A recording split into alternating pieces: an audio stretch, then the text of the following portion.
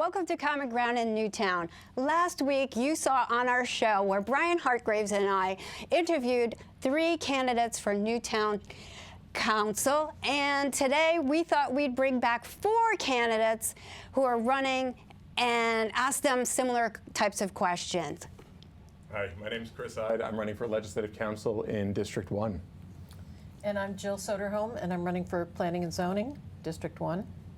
I'm Paul Lundquist, and I'm running for the Board of Selectmen. And I'm Jim Gaston. I'm running for re-election to the Board of Finance. I've served 16 years, not consecutively, and I've been vice chair, and was a selectman for 4 years. Jim, what other roles have you had in town? Because this is not new for you. Well, for 20 plus years, I've also served on the Board of Burgesses for the borough, and for 12 years I was warden, and I've served on nonprofits as well, on their boards. Yep. As a lawyer, it's helpful to boards. Paul, you took a little bit of a break, and now you're kind of coming back into politics. What's the thought on that? Yeah, my activity in public service in Newtown started back in 2007, and there were a combination of appointed and elected boards, and I was on the Legislative Council for 10 years, the last 4 of which I was the chairman. And so there's been a lot of things that I've been involved with along the way, but 4 years ago, I just sort of decided to take a step back. It wasn't sort of a total lifestyle immersion for me. I thought it was time to see some other people step up and play the role of leading our town. And, we've, as Democrats, had some great success in those 4 years, and now I'm ready to sort of jump back in on the Board of Selectmen. And, the difference is that a lot of the issues that we had been dealing with on the Legislative Council originate with the Board of Selectmen. So it'll be a different perspective and a little bit more help and control of what goes on in our town. Chris, you have a similar type of story. I definitely do. Paul and I served together on the Legislative Council for several years. I don't have quite as varied experience. I went from serving in the Legislative Council District 1, and now I'm running to serve on the Legislative Council District 1. Paul also had much. You also had much better reasons for kind of hanging up the coat. I had a newborn, and so my wife was kind of like, "You are not going to budget meetings until midnight anymore." And I had to kind of step away for a little bit. I'd say you had the better reason then. Yeah. I'd agree. But, he's going to kindergarten now, and I think this is a really important time, a good time to kind of get back into politics and try to help my town. I've lived here my whole life, 39 years. Next year is going to be rough. And yeah, my kids are here, my dad's still here, my sister's here, and Newtown's my home, Newtown's what I love, and I really want to make sure that we leave it a good place for my kids. So Chris, just expand a little bit. What are you hoping to accomplish if you're elected? So, I'll go back to what I just said, right? We really have to make sure that we're leaving our town in a better place than we found it, right? It's really easy to kick the can. We have to pass a budget. It has to go through referendum, and we need to make sure that we're being responsible with the tax increases we're asking people to bear. But we should never be doing that in a way that's going to leave us in a worse position down the line. I look at the pension situation in the state, and right now we are paying for kicking the can of decades that I wasn't even around for. I never got to see the tax benefits of that, but I'm living with it now, and I think it's good that we're dealing with it because I don't want my kids to have to deal with it. And so I kind of take the same attitude when it comes to Newtown and when it comes to, what we're doing with our budget. I think it's important that we set ourselves up for success in the future and not leave deficits down the road that we're going to have to, deal with later. Chris, I love that thinking about long-term vision. What other issues can we apply long-term vision to? Paul, what do you think? That's really kind of a multi-level question, or multi-level answer at least. The short term is always important too. Every taxpayer needs to see some tangible benefit to the taxes they're paying, and that usually comes through in the form of road maintenance, public safety, be it the fire, ambulance, and fire, ambulance, and the emergency services in general, the whole communication system. But in addition to that, good schools is something that everybody wants to see. It's one of the reasons why everyone chose to live here. So that needs to be demonstrated in the short term and the long term. And then it gets a little bit more complicated because, we also don't want to over-deliver, quote unquote, in a way that leaves an unfair tax burden at the feet of our neighbors and of the, other parts of the population that are less able to pay for it. We want to be fiscally responsible in any kind of taxation that we're passing on to residents. And that leads to another whole issue, which is we need to mitigate that burden that we're laying on the feet of residents by thinking about smart development, and that's really a longer term kind of perspective. Smarter development, ideally industrial, commercial development versus residential, and there's a balance, but it's really the commercial development that's going to help our town more in the longer term. So I think that's a good segue into Jill. Jill, you're going to run for planning and zoning. What's your thoughts when you're sitting at planning and zoning if you're elected, and how do you manage that growth? Well, managing it becomes the most difficult part of it is providing the right information in a transparent way that actually informs the public about why we need the development and what the right kind of development is. So a few years ago, that the warehouse on exit 9 was rejected because it had too much of a disruption in the town. But smaller spotted sort of what's called spot development, it's not a good thing, but we now have a master plan for the town. And the next step is to create zoning changes that allow for development in the right part of town. Jim, any thoughts on planning and zoning in terms of finance? Yeah, obviously you want smart development because that helps the tax base. I agree with Paul. I mean, it's still about the 4 S's. It's still about schools. You want top schools. We want streets. We don't want to be bonding streets because streets last 10 years and your bonding can be 20 to 30 years. You still want safety, which is first responders, police, and in fact we have added another police officer. We're not bonding streets. The schools are excellent, and we want to continue to maintain that. And then it's smart development. And as Jill said, the warehouse with trucks up to 100 to 150 going down Main Street every day is not smart development. What is smart development is not having 50 condominiums and apartments where Marigold's is, knocking down Mary Hawley's house, which is historic. But instead, we have, a fantastic business and restaurant. That's bringing to the taxpayer base revenues. So that's smart development.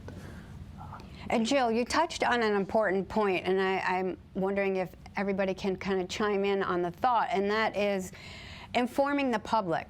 What are some newer ways we can start to share information more frequently and transparently with the public? Well, I think communication in the media, so social media, print.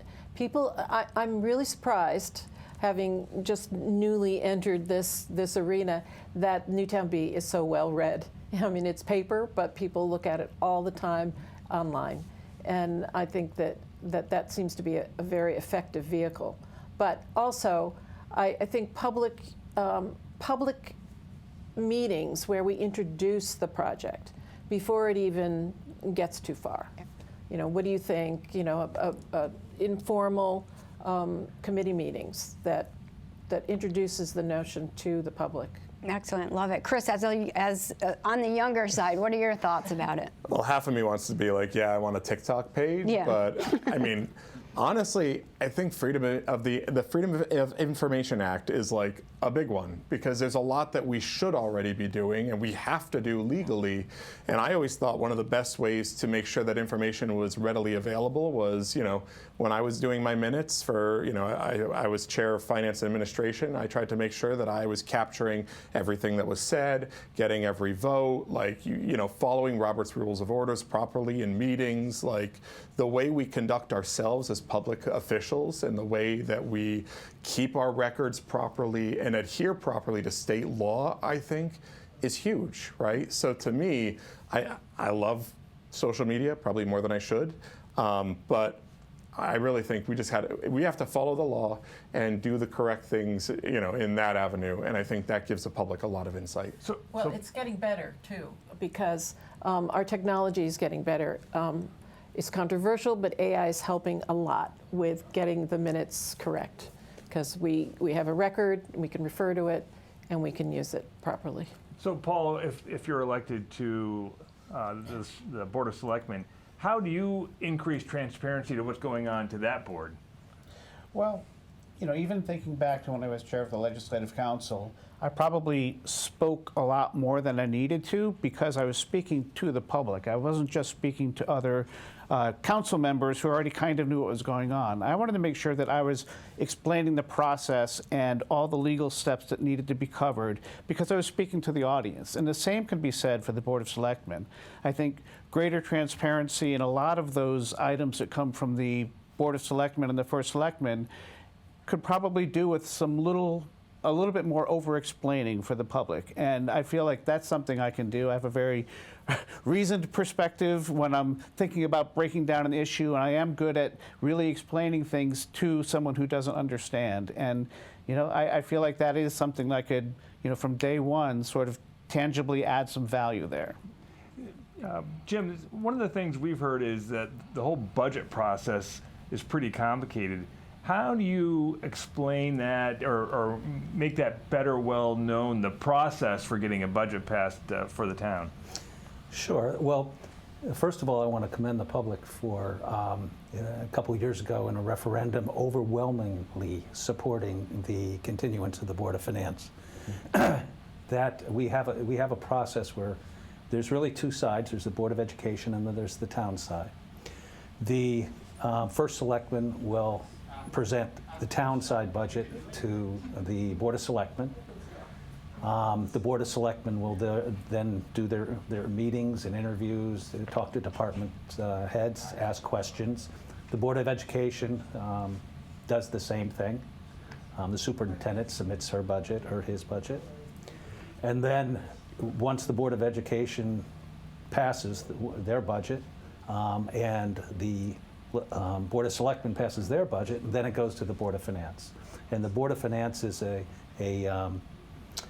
it's a check, it's a recommendation. It arguably is the one that's supposed to do the financial thinking. And the Board of Finance, unlike the other boards, except maybe the Board of Education, but the Board of Selectmen and the Legislative Council, those are political boards, and they should be political boards. That's the way. That's a great check and balance. That's responsive to the voters, and the Board of Finance is also responsive to the voters. But we don't look at it so much as a party issue, a Republican or Democrat. We don't look at it as blue or red. We look at it as green, because finance is finance, and if there are political decisions or policy decisions to make other than financial, that's the role of the Legislative Council. That's the role of the Board of Selectmen, and I think it works very well. Sometimes department heads have to show up 2 or 3 times at these boards, but it's the taxpayers' money, and my philosophy has always been the taxpayer is the customer, and and talking about transparency is very important. We have most meetings are you can watch, or you can watch the video. It's on the town website. There are obviously the minutes on the website. I agree with Paul. The chairs or vice chairs or everybody should make sure that when you're discussing something, you're not necessarily discussing it in jargon and what have you. You discuss it so that the public, if they're reviewing it, knows what you're talking about, knows the specifics. And then I'm going to give the Bee a plug. Read the Bee. The Bee does a very good job of covering what's going on in the town. And if you don't read the Bee, I'm not sure how you can be totally informed as to what's going on. So. And Jim, you raised another interesting point, which is how the Finance Board is sort of apolitical, not Democrat, Republican. How do we break through this malaise, this tiredness that voters have because of this constant Republican against Democrat kind of dynamic out there? What are all of your thoughts about that? My thought is there's two answers. One answer is the Board of Finance, this board, we all spoke to each other and shared our thinking. And, the town budget passed unanimously. And the Board of Education budget, there was a $900,000 cut that passed 4-2. It would have been unanimous if it was $1 million cut. So it almost passed unanimously. And it's because everybody was candid, share their thoughts, and we all tried to work together and see commonalities of things. It gets a little trickier on the Legislative Council and political boards because there's policy, and not all the policies are the same. I mean, a Democratic policy is pretty much the 4 S's, as we talked about, and transparency. That might not be the same for Republicans.